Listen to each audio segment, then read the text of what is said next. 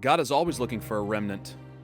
As our culture grows darker, God is asking, is there anyone left who still believes Jesus is the answer, that the local church is the hope of the world, that the Bible is truth and leads to godliness?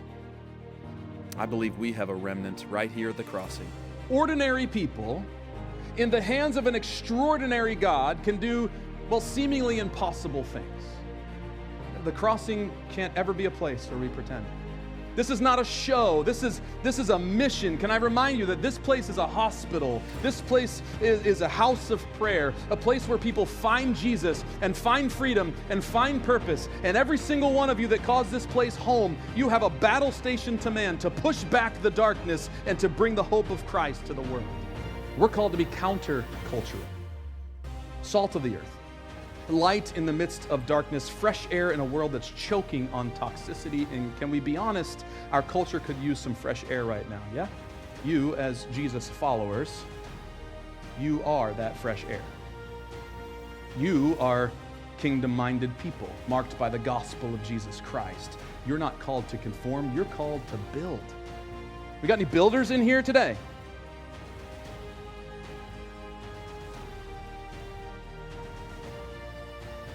When your heart breaks over something bigger than you, the first thing to do is pray. And that's where the story of building begins. Believing that prayer isn't just preparation for the work, that prayer actually is the work. You see, before revival will ever break out, it has to break in.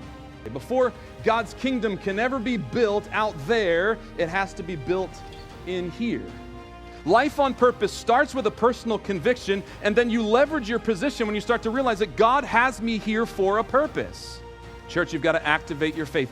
Personal conviction will lead us to leveraging our position for God's purposes, but at some point, those thoughts you have and the faith you're starting to develop, it's got to move from thought to action. And so faith is what deepens our dependency on Christ. Faith is the muscle of the Jesus-following life. And so, church, if this whole thing doesn't scare you a little bit, I don't know, maybe we're not stepping out in the way God wants us to. The opportunity of a lifetime must be seized in the lifetime of the opportunity, meaning opportunities have an expiration date. Everyday faith in my own life is just simply doing the next right thing.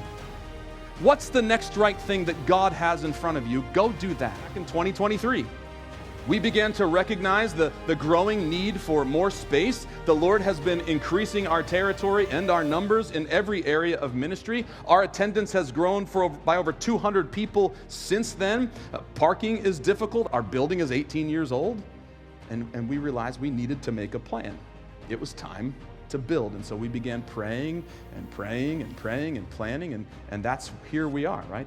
We're going to build a new separate space next to this building that'll serve our students and our growing fellowship and discipleship needs with a gym space and classroom spaces for discipleship. It'll allow us to have a space to worship in when we renovate this place, right? This building. We'll be finishing the balcony. We'll be adding some seats down here. Our foyer will be expanded. Same with our prayer room and our bathrooms and our kids area. And yes, the parking lot. It's a big undertaking. But like Nehemiah, we are trusting that not only is this God's vision, but because it's God's vision, He will provide everything we need to see it through. And today we bring an offering, we bring our commitment, and it matters. We're all playing our part in what God is doing here in us and through us at the crossing. When what we bring is combined with what God does, that's when immeasurably more happens. And so in the same way that Nehemiah shared the vision, here it is, church, come, let us build.